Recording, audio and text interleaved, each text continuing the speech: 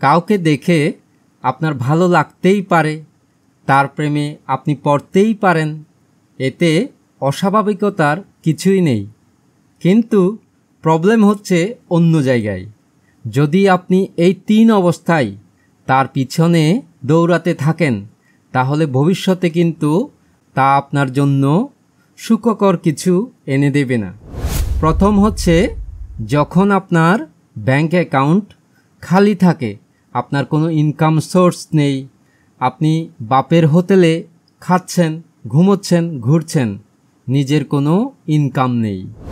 দ্বিতীয় হচ্ছে, যখন আপনার ফিজিক্যাল কন্ডিশন ভালো থাকে না, আপনার শরীর ঠিক নেই কিন্তু আপনি আরেকজনের পিছনে দৌড়াচ্ছেন, এতে করে আপনার শরীরের কন্ডিশন আরও খারাপ হতে পারে।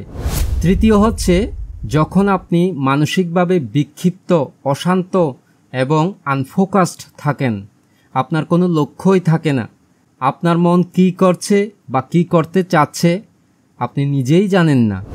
এই 3 ধরনের অবস্থায় এসব করার কোনো মানেই হয় না। তার পরিবর্তে বরং একটা কথা আপনি মনে রাখবেন, আগে নিজেকে ঠিক করুন, তাহলে দেখবেন সব কিছু আপনার হাতের মুঠোয় এসে গেছে। ভবতু সর্বমঙ্গলং।